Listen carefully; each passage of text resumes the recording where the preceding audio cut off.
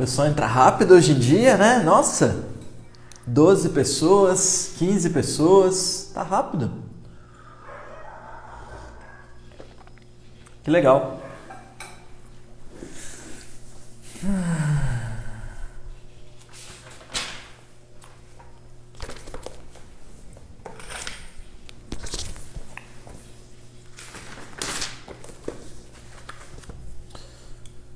Beleza. Vamos lá? Vamos começar mais um dia de estudos. Eu gosto muito desse tema e eu tenho recados hoje. Vamos começar pelos recados, beleza? Namastê, bem-vindos a mais um encontro. É um prazer estar aqui com vocês, compartilhar o momento em que a maioria de vocês está almoçando e assistindo e muitas pessoas assistindo depois. Eu tenho visto que a gente tem muita gente assistindo a live, tanto falando aqui comigo, trocando ideia, quanto assistindo depois e comentando e aproveitando os resumos. A gente tem uma equipe por detrás me ajudando, então não só na Sankhya me auxiliando a fazer os produtos, como nos lançamentos dos cursos, a gente também tem gente ajudando a editar vídeo, a fazer resumo de live. Então é uma equipe hoje, né? E é muito legal de chegar num ponto onde tem uma equipe ajudando a gente a praticar Ayurveda, né? Vocês estão me ouvindo bem? O áudio está saindo legal? Eu espero que o áudio esteja bom. Bem, pessoal, vamos aos recados, né? Primeiro, eu estou fazendo sempre lives que eu trago para o dia a dia, os temas que eu consigo colocar no momento presente, fazer vocês vivenciarem. E eu consigo fazer isso porque eu tenho muita experiência de clínica e toda essa experiência que eu trago, eu vejo que a maior necessidade das pessoas que acabam acometidas é aprender a se cuidar. E a primeira coisa que eu indico que vocês que realmente querem se cuidar possam fazer é o curso de Culinária e Nutrição. O link está no meu perfil, eu falo sempre disso com vocês, mas é porque o curso está aí justamente para dar a você a capacidade de se cuidar, de entender como o seu corpo funciona. Não é um curso que só te manda para a cozinha, você vai ter acesso ao conhecimento de dosha, de como a fisiologia do Ayurveda funciona. Eu falo dessas partes etéreas que eu estou falando nessa semana, sobre espiritualidade, sobre conexão com o etéreo. Eu explico essa matemática espiritual, ela é descrita por Sankhya. Vou desativar os comentários um pouquinho, que se meu áudio estivesse ruim, vocês já tinham me dito. Isso é descrito pelo sistema de Sankhya. Sam é saber e Kya a verdade. Então o que eu estou descrevendo nas aulas dessa semana é Sankhya, a base dos meus cursos é Sankhya, o nome da minha empresa é Sankhya, porque eu gostaria de ensinar todo mundo que, ao menos a minha verdade, né? Eu só posso falar sobre mim, mas é o que eu aprendi no Ayurveda. Não tem nada melhor no mundo do que você saber se cuidar. Quando você aprende a se cuidar, né, o meu corpo é o meu templo. Quando você aprende a cuidar do seu templo, você também começa a aprender a cuidar do templo dos outros. É um caminho comum. Quando você entra no Ayurveda para se cuidar, você acaba querendo cuidar dos outros. É realmente comum isso, independente do momento em que você está vindo fazer isso. Bem, pessoal, então, o recado, na verdade, eu queria só lembrar vocês que o curso de Culinária e Nutrição está aberto. O recado é o seguinte, eu estou fechando o curso de formação de terapeuta ano que vem, tá? Em Pindamonhangaba, um curso presencial, beleza? Vão ser 35 vagas. Eu estou muito contente. Depois eu explico melhor, eu vou fazer uma live só disso, tá? Mas o curso começa em fevereiro, são 20 módulos, tá bom? Então, são 20 finais de semana, são 2 anos de formação. E é um final de semana por mês para ficar na fazenda de Nova Gokula, na fazenda Hare Krishna. Então, assim, é para chegar sexta à noite, para chegar sábado de manhã e fazer o programa completo ali da vivência que tanto eles oferecem quanto o que eu vou estar oferecendo, né? Eu vou estar oferecendo as aulas, vou estar oferecendo a vivência das aulas práticas, a caminhada da herbologia, o conhecimento das terapias. O que eu vivenciei quando eu fiz curso de Ayurveda, que foi uma transformação para mim, não só do meu conhecimento, da minha capacidade de ver o mundo, mas o que eu ofereço para vocês é a mesma coisa, é mudar a vida de vocês dentro desse conhecimento ayurvédico num processo de 20 encontros, para que vocês possam fazer isso por outras pessoas. Vamos para a live de hoje, então? Eu estou fechando isso aí, está saindo, então estou vendo o valor ainda. O valor ele vai incluir as refeições e vai incluir estadia. É num local maravilhoso, é maravilhoso, a Fazenda de Nova Gokula. Então vai ser, assim, eu estou muito animado, eu vou entrevistar os alunos, porque eu não quero passar a mesma coisa que eu passei em todos os cursos de formação que eu fiz. Você vê assim, 70%, 60% da turma muito engajada e os outros 30% assim, uma galera que meio caiu de paraquedas, não sabe ao certo o que está indo fazer. E aí no decorrer do curso as pessoas acabam saindo do curso e é normal isso. Tem gente que quer conhecer e tal, mas tem gente que nasceu para isso e nessa vida está pronto para fazer isso. Então eu quero ver se eu consigo fazer aí um pente fino. Não sei como eu vou fazer isso, né? Não sei como é uma forma justa de fazer isso. Mas se eu tenho tanta gente querendo fazer o curso e vou ter 30 e 35 vagas, eu queria formar 30 e 35 alunos, né? E não formar 20, começando com 30. Vamos para a live de hoje, então? Vai ser em Pindamonhangaba, começando o ano que vem. É mais ou menos 2 anos de formação, tá? Sábado e domingo o dia todo. Ainda vai sair programa do curso, vai sair um monte de coisa, mas essa noite eu estava fechando com um camarada, com o dono da Confraria Vegana. Se vocês querem ver aonde vai ser o curso, o local físico mesmo, dentro da Fazenda Hare Krishna, procurei Confraria Vegana, é um lugar maravilhoso. Maravilhoso, a gente está alugando o salão deles para fazer o curso. Beleza, galera, vamos lá. Live de hoje. Obrigado aí por me ouvirem por quase 10 minutos. Nós começamos a falar ontem das bases da espiritualidade. Eu falei para vocês sobre a existência de uma consciência e essa consciência, os Vedas descrevem, por exemplo, esse livrinho aqui descreve o período da consciência, né? Apenas a presença singular da consciência como Krishna, né? A imagem de Krishna, aquele ser de pura consciência indiano. E quando Krishna resolve, Krishna ele não está expressando a sua vida na sua total forma. Quando Krishna resolve expressar-se, ele se expressa por meio de tomar um banho. Tomar um banho? Como assim tomar um banho? Ele toma um banho na banheira de leite. E o que acontecia antes na banheira de leite? Nada. Nada acontecia na banheira de leite. A banheira de leite não estava fecundada. Agora, quando Krishna adentra na banheira de leite, a banheira se move, né? Quando Krishna entra na banheira, toda a água da banheira começa a se mover.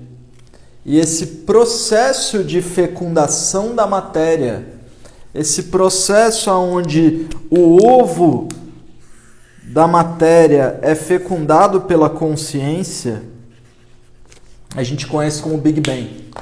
Um processo onde existe tanta energia concentrada em um único ponto, toda a energia do universo concentrada em um único ponto.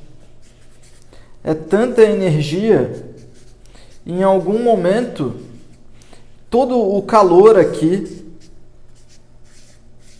tá? O calor é absurdo, todo ponto aqui sendo catalisado. E aí, de repente, alguma coisa, né? Dizem que pode ter sido um próton que tocou um elétron, uma matéria, um próton sendo tocado por uma energia, um elétron, né? A banheira de leite sendo fecundada pela consciência de Krishna, que no momento que entra ali, dá aquilo movimento e a banheira se expande. E a expansão do universo. O momento em que a escuridão, Gênesis, né, é fecundada pela luz. E é a primeira coisa que passa a existir. E tudo o que passa a existir desse momento em diante, a gente conhece. A gente sabe que no início do processo do Big Bang, toda a energia que existe nesse universo hoje, ela existia em um único ponto. Isso é chamado de... é a base da entropia. A entropia diz que aqui dentro dessa caneta não pode acontecer mais nada que não possa acontecer pelos próprios elementos que estão aqui dentro. Então hoje a minha matéria, tudo o que está aqui, é totalmente dependente de uma existência de um único ponto. Algum dia foi um único ponto. Esse único ponto continha toda a energia e toda a massa, todo o peso do universo. Então o que a gente conhece hoje como física e química, como a tabela periódica, isso está completamente atrelado à Via Láctea. No momento em que Krishna, aqui é Shiva, mas no momento em que Krishna fecunda, ele entra para tomar o banho na banheira de leite dele, Via Láctea, né? O meio de leite dele, aquilo se expande. A gente sabe que a Via Láctea está em expansão, que o universo está em expansão, né? O universo é feito de incontáveis vias diferentes, né? Incontáveis galáxias. E a gente está aqui na nossa panquequinha da Via Láctea. O Dhanvantari já está no altar dele, senão mostrava ele de novo igual ontem, com a panqueca dele, o disco universal na mão.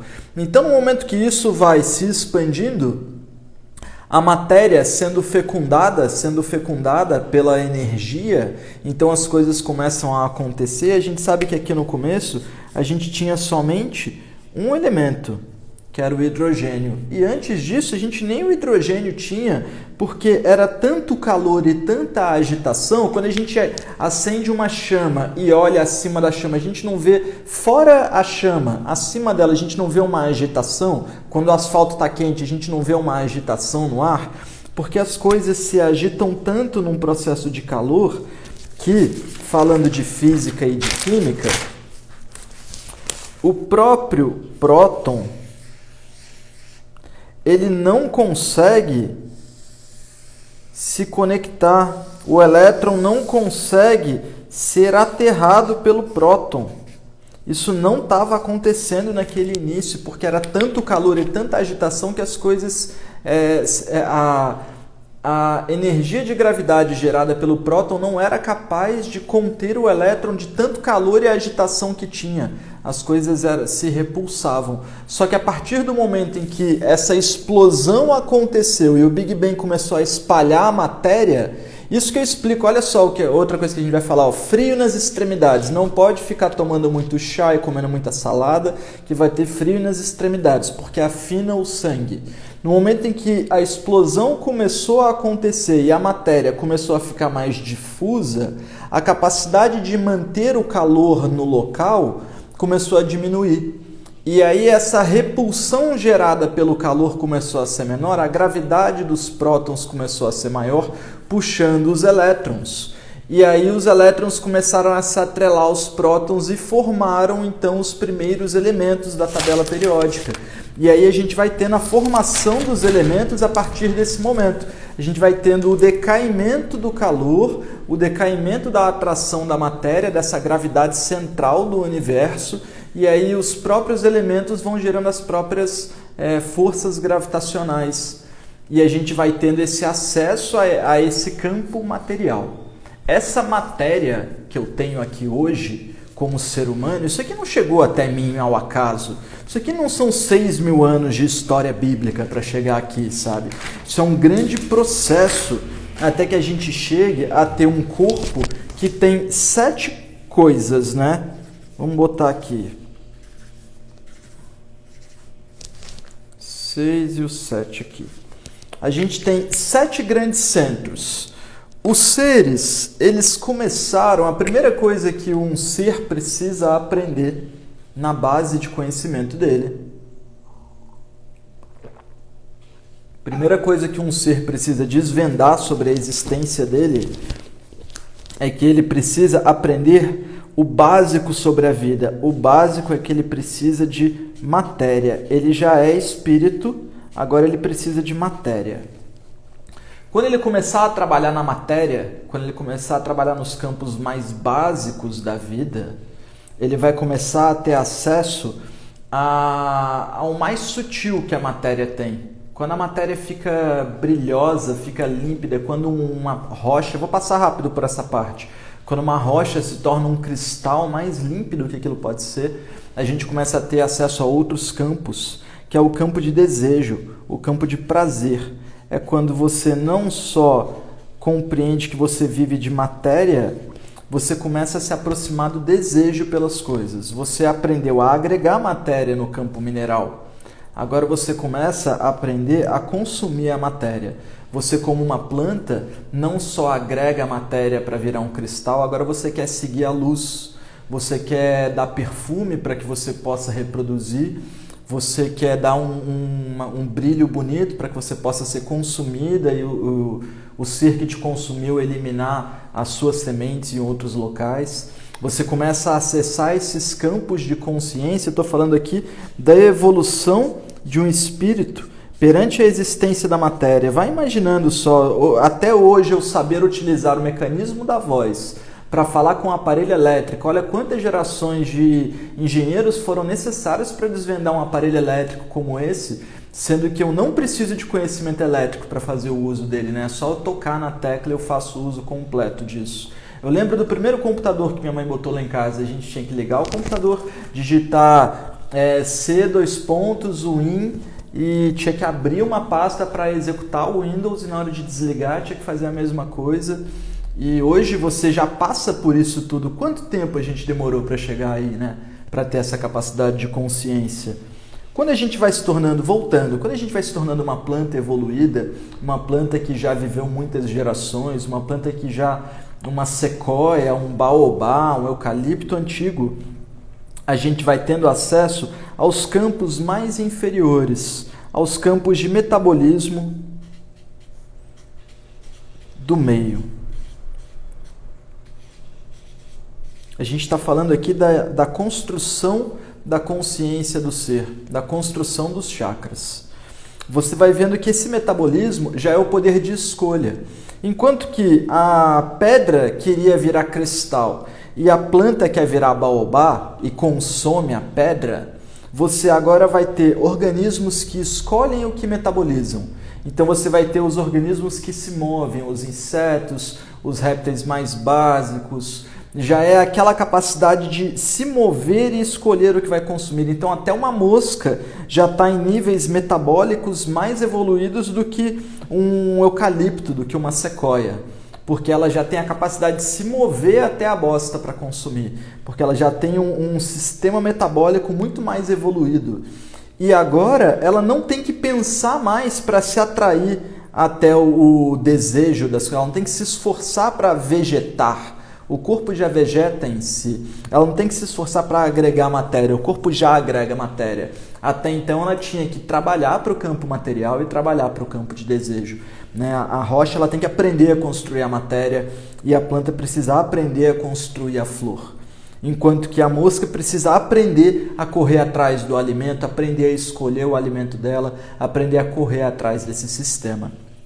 Você vem tanto tempo dentro desse campo que o dia que você volta um besouro rinoceronte da vida, você começa a ter mais acesso ao seu chakra cardíaco. Você vai tendo uma compreensão sobre o filo. Você vai vendo que você não está sozinho aqui no rolê. Aí você vai tendo acesso não às abelhas em si, que já é um inseto um pouco mais sutil, porque envolve filos em si, a abelha rainha e tal, mas a gente já vai vendo o acesso à capacidade de gostar do outro ser, de cuidar do outro ser. Não é mais aquele ser voraz. A gente já vai vendo as aves que amam, muitas vezes as aves seguem com um único parceiro para a vida inteira, que é o acesso incondicional ao chakra cardíaco, né? E você vai tendo então a evolução desse espírito. Esse espírito, ele vai pouco a pouco, ele começa aqui no campo material, um cristalzinho, aí ele morre, ele volta um dia uma planta, aí ele volta um dia um insetinho, agora ele vai voltando cada vez mais sábio. Quanto mais evoluído esse espírito, esse cara aqui, e eu vou estar explicando mais sobre quem é esse camarada nos próximos dias, esse é o camarada que continua a jornada. Ele vai evoluindo, ele vai aprendendo. Quando a gente fala que Jesus é o Senhor, o Yeshua HaMashiach, o caminho, a verdade e a vida, a gente está dizendo justamente que ele já passou por esses caminhos, ele já sabe tudo que a gente ainda tem que aprender, então ele é o caminho que a gente tem que trilhar. até o ponto em que você, compreendendo esses campos de gostar do próximo, você começa a acessar, então, seu chakra da garganta. Você começa a ter aqui o poder expressivo, né? Você começa aqui a dizer o que você pensa, você começa a expressar a sua palavra, a dar a sua opinião.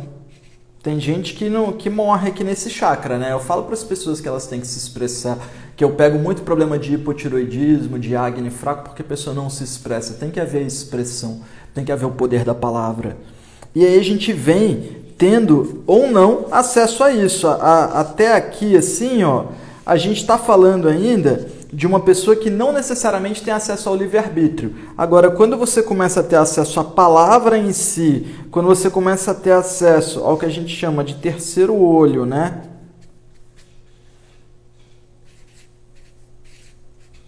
O terceiro olho, que é a diferença de certo, né? De sim e de não. Escrevi certinho, ela está aqui nesse chakra do terceiro olho. Ele está aqui nessa capacidade de discernir. Ele não é a mente que fala para você se aquilo é bom ou ruim para você. Quem fala se aquilo é bom ou ruim para você é a sua consciência. O acesso à consciência está aqui no terceiro olho. Aí você vem tantas vezes acessando a sua consciência, escolhendo a diferença de certo e errado. Um dia você fala assim, cara, sei lá, estou começando a saber o que é certo para mim, a acessar o chakra da coroa, a acessar o campo da consciência. E aí você começa a entender que você é um conjunto de todas as coisas. Eu, ser espiritual, sou um conjunto de matéria, do campo de desejo, do campo de metabolismo, do campo de amor próprio, do campo de expressão, do campo de consciência e do campo de conexão espiritual. Então eu sou uma conexão de todas essas coisas. A gente vai estar explorando nos próximos dias um pouquinho mais desse gráficozinho, falando sobre cordão de prata, sobre encarnação, reencarnação. Eu vou estar explicando mais esses campos, tá? Que são temas que eu acho muito interessantes, mas só dá pra gente abordar quando a gente já fez um entendimento maior de outras áreas, mas eu não estou concluindo não. Então, cada campo traz uma informação.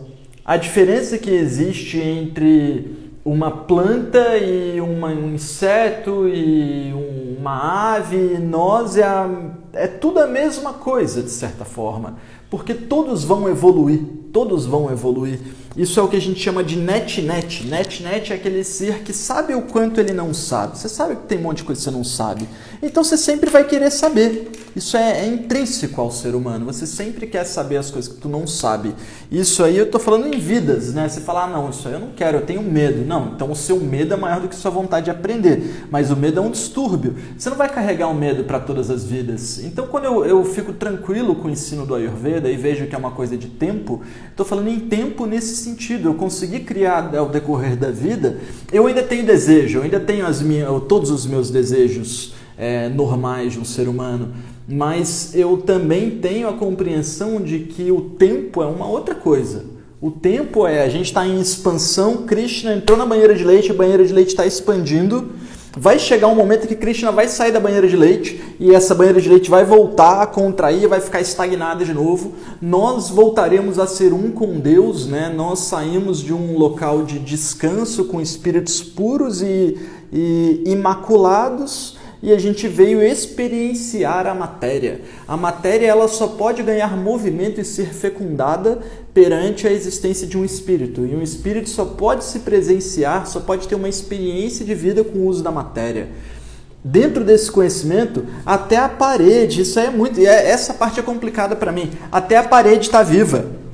Porque se existe uma consciência de matéria ali, se a matéria tem alguma consciência, se a matéria existe, se eu misturar a parede com uma outra coisa e ela vai se transformar numa parede nova, então ela tem um nível de consciência ali. Se essa matéria, se ela respeita, se molecularmente ela respeita um padrão de vida ali, aquilo tem consciência, né? Se aquilo formou um carbono, tem consciência espiritual ali.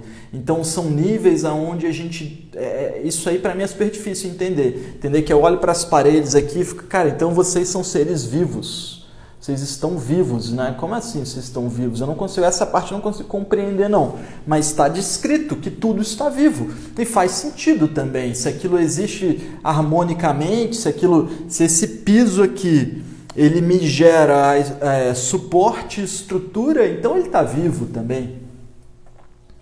E eu queria trazer isso na live de hoje para vocês. Queria trazer essa construção desse pensamento, de quem nós somos e como a gente chegou a esse ponto, né? Como a gente vai fazendo esse desenvolvimento e vai vivendo vida após vida a evolução do filo, vida após vida a evolução do filo, até que a gente consiga nos tornar o que é conhecido como Narayana. Narayana é aquele ser que transcendeu todas as coisas, que não precisa mais voltar para aprender a evoluir. Ele compreendeu todo o sistema.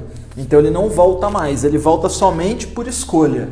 Então Jesus é um Narayana, Krishna é um Narayana, Buda é um Narayana. Narayana são avatares. Avatares são espíritos que passaram pelo processo de vida, que já venceram o processo de vida, que já compreenderam todo o processo de vida, eles não precisam mais voltar. Eles já vieram, e não seria legal tu ser um avatar se você um dia não tivesse vindo como matéria mineral, depois vegetal, depois você veio inseto, depois você veio ave, outros seres, depois você veio aprendendo a se expressar, aprendendo a ter consciência, aprendendo a ter discernimento, aprendendo a acessar a espiritualidade, aprendendo a fazer boas escolhas. Aí você começa a fazer tantas boas escolhas por tantas boas vidas, até que certas vidas você fala assim, cara, não tem mais nada para aprender. Na hora que tu morreu, você morreu realizado.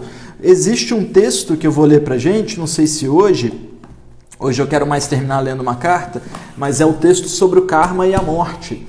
E esse karma e a morte, ele é justamente o momento da morte, ele é o momento em que você se julga, em que você olha e fala assim, cara, eu fui um maluco fera, foda, mandei benzão e não preciso voltar. Então agora eu vou ficar só no campo sutil, porque eu não tenho mais o que aprender no campo material. E é tão doido dizer algumas coisas, porque, por exemplo, eu não consigo compreender, eu sei falar sobre a parede ser um tipo de espírito, mas eu não consigo compreender. Eu também sei falar para vocês que pode ser que um dia eu consiga morrer e não volte mais, mas eu não consigo compreender, porque eu acho que eu tenho mais de, 10 mil anos de aprendizado pela frente. Então acho que é um processo bizarro que a gente tem que aprender, é muita coisa, porque é saber tudo. Tudo, vocês conseguem imaginar que é saber fazer tudo? Saber fazer um origami, saber fazer um bonsai, saber fazer um óleo para pele, saber fazer um prato, saber fazer uma xícara de aço inox, é saber mexer com todas as matérias, com toda a mente, toda a estrutura corporal. Depois que você aprende tudo, você não precisa mais voltar, entende? Então, enquanto a gente está curioso, a gente ainda volta. Deixa eu ver o que vocês estão comentando aí. Legal essa live, né? Tá editado. E se essas paredes falassem, né? Narayana é Deus, não precisa voltar porque ele cria tudo e tudo vem dele. Sim, exatamente. Exatamente. Então, assim, todos somos um Narayana, todos somos um ser espírito, um avatar em potencial, né? Porque todos somos Narayana, todos um dia poderemos nos tornar regentes cósmicos, mas não criadores, né? Shri Bhagavan Narayana seria o regente solar, e o regente solar um dia ele teria habitado o planeta de Vênus. Então é possível que nós um dia nos tornemos um regente solar, um regente estelar. Mas vamos ver se durante a semana a gente dá uma evoluída no papo para eu falar de mônada. Aí vocês vão entender que é ilimitado, mas existe assim uma hierarquia, existe uma carreira a ser respeitada. Assim como a gente fala em anjos, arcanjos, querubins e serafins, existe uma carreira de Dasa, Rishi, Siddha, Mahatma. Tá? Então a ideia é que nos tornemos Mahatmas. Atma é o meu espírito. E Maha, supremo. Maha Atma, um supremo espírito. As paredes acumulam energias, por isso é importante quem entra na sua casa e também como você administra sentimentos, emoções e relacionamentos. Perfeito, perfeito. A madeira acumula muito também, né? São milhões de espécies de uma vida que a gente se ilumina. São milhões de vidas, né? Amém. A gente vai voltar muito ainda, né, pessoal?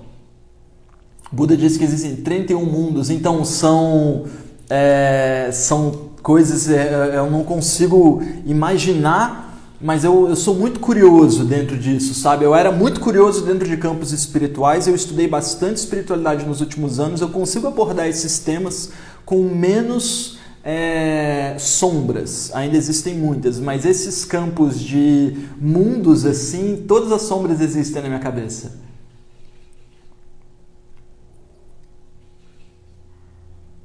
Muito boa a live, né, pessoal? Talvez a parede não tenha vida, mas como toda matéria responde à lei da entropia e também é afetada pela nossa consciência. Perfeito, então tá viva. O que são registros acásticos? Perfeito, Raimundo. Então vamos falar um pouquinho de registros acásticos, né?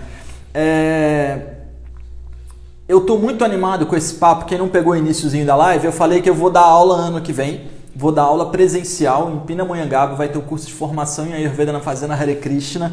A última vez que teve o curso de formação, quem deu foi o meu falecido primeiro professor, então vou ter a honra de ser o que vai continuar o curso. Então, tem muita história que eu ouvi de todos os professores que eu tive aula, assim, sabe? Eu tenho o prazer de poder honrar muitos meus professores passando esse conhecimento à frente. E uma das histórias que eu vou ter o prazer de contar hoje me foi contada pelo Dr. Ruguer. É dito que existem cavernas nos Himalaias que contêm as informações do planeta. E essas cavernas eram... Então isso é uma forma de explicar registros acásticos, tá? É uma forma. Quando você fala em registros acásticos, dizem que existem as cavernas nos Himalaias e algumas cavernas secretas contêm o conhecimento da Terra, um conhecimento antigo, um conhecimento de 10, 12 mil anos atrás, e são mantidos assim por poucos e singulares monges que vivem só para isso dentro do regime deles. Nesse local, esse conhecimento, ele há muito tempo atrás ele não era descrito em livros com tinta, né? Você tinha folhas de palmeira, essas folhas de palmeira eram um recipiente em forma de papiro e essas folhas eram escritas a ouro. Então você derretia o ouro, fazia uma tinta com ouro, escrevia ali os sutras, os versos em sânscrito.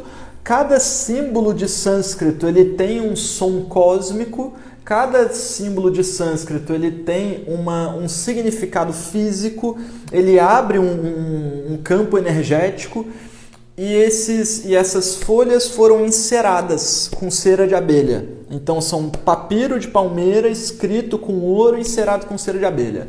E com o tempo dessa informação intrínseca numa caverna nos Himalaias, isso foi emitindo a energia da informação. A energia da informação, à medida...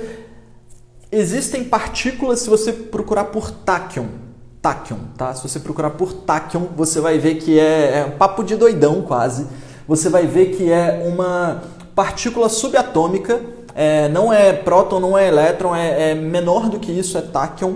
O táquion ele é uma partícula subatômica que ele não é um táquion para cada próton ou para cada elétron. O táquion é uma partícula comum que passa em todos os elementos o tempo todo. É a primeira coisa que a gente descobriu que é muito mais rápido do que qualquer outra energia da luz, qualquer outra coisa. O CERN, o acelerador de partículas da Europa, ele serviu para descobrir inicialmente a presença do táquion. E essa partícula de táquion, ela mostra pra gente que passam mais ou menos 6 partículas de táquion na Terra durante o tempo todo. Então são só 6 partículas. Essa partícula está compartilhada de mim para você. O que é um radical livre? Um radical livre é uma energia de uma sujeira, por exemplo. As coisas estão sujas e começam a dar um odor, começa a dar um aspecto de energias densas. Isso é radical livre, tá? É a porta de entrada para a doença. Um táquion e o radical livre você só anula com o radical neutro ou com o radical positivo. Então você tem que anular. Tipo assim, o barato tá quente, é o oposto, né? Você tem que usar o frio para aquilo. Então tá sujo, você tem que usar o limpo. O táquion é uma partícula que a gente não compreende direito, mas ela anula o radical livre sem desprender matéria ali. Então é como se eu dissesse que tem uma coisa passando que aleatoriamente, nem sempre, mas de vez em quando, ela torna as coisas positivas. O tachyon, então, ele de certa forma corresponde à consciência do observador. Aí a gente começa a falar de física quântica. O poder do observador, a vontade de uma oração, de curar um indivíduo que nem precisa estar na minha presença, mas o tachyon, teoricamente, é o tachyon que transporta essa energia, transporta essa qualidade. Esses tachyons, durante milênios, passando por essas partículas de ouro nas folhas de papiro, começaram a ter a consciência do meio, a consciência do meio. Da mesma forma que se você estudar sobre esqueci exatamente o nome, mas é a teoria da ilha dos primatas, que fala que se 100 macacos em uma ilha aprenderem a quebrar uma noz ou a lavar uma noz para poder consumir essa noz, porque antes era venenosa, os macacos de outra ilha que nunca fizeram isso também aprendem. Essa é a teoria da consciência coletiva.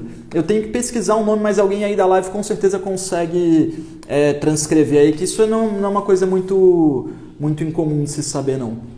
Então existe uma consciência coletiva e existe uma capacidade existe uma possibilidade de armazenar as informações nessa consciência coletiva e de acessar essa consciência coletiva. Quando a gente fala em acessar essa consciência coletiva, eu estou dizendo em aquietar tanto a minha mente que eu consigo ser capaz de observar o meio, que eu consigo ser capaz de intuir o que eu basicamente tenho que fazer da minha vida. Foi o que eu tive aí com uns 21, 22, 23 anos, quando eu larguei a Bolsa de Valores.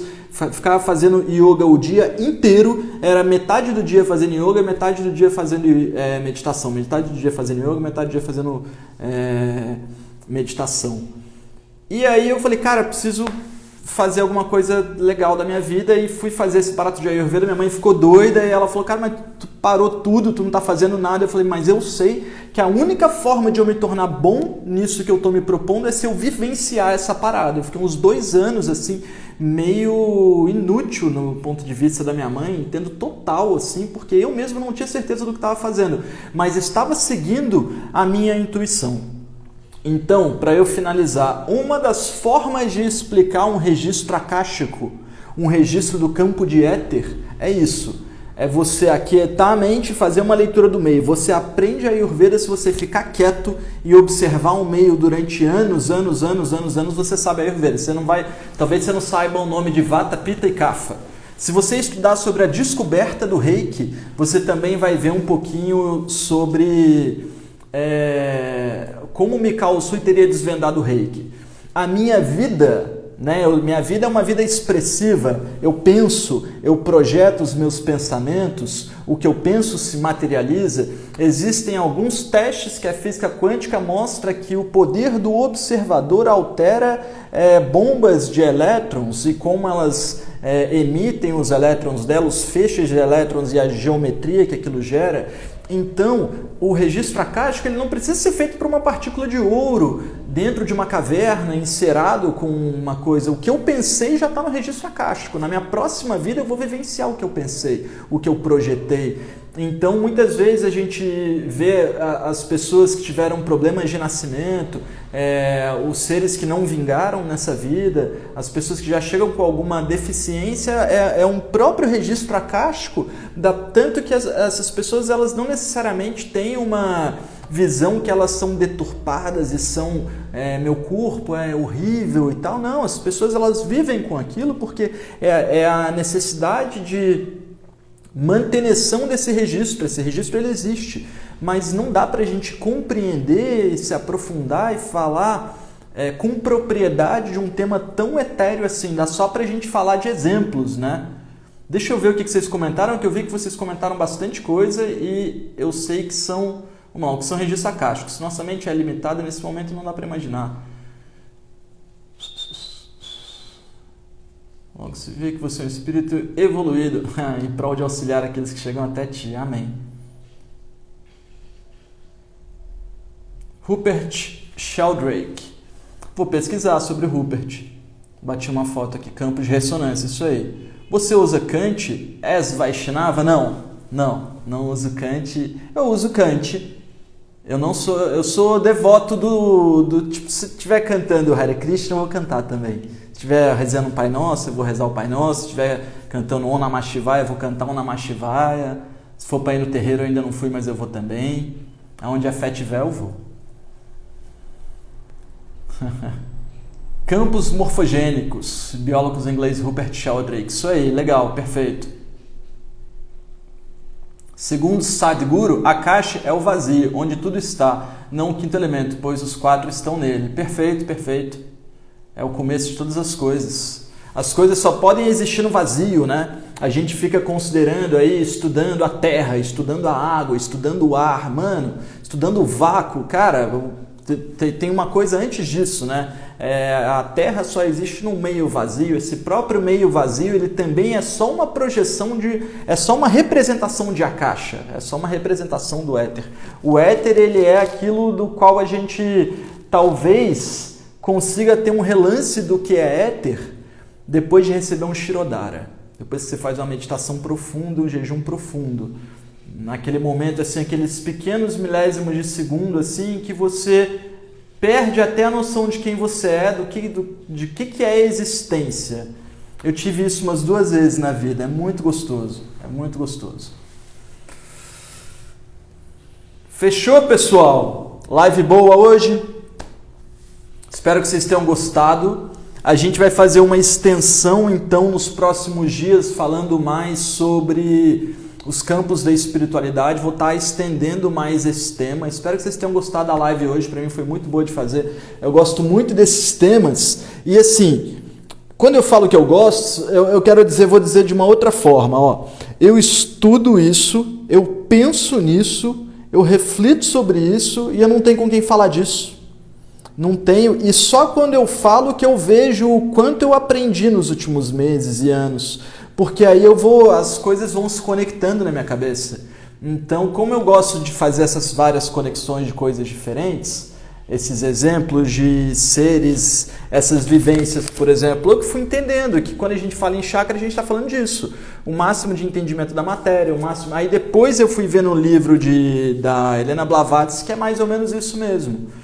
Mas é muito legal você estudar uma coisa dentro de você, observar essa coisa e depois você vendo que isso vai se comprovando, Fechou, pessoal? É isso. Foi um prazer estar aqui com vocês hoje. A gente continua o tema amanhã, 12h40. Namastê, até breve. Foi um prazer, adorei. Até a próxima!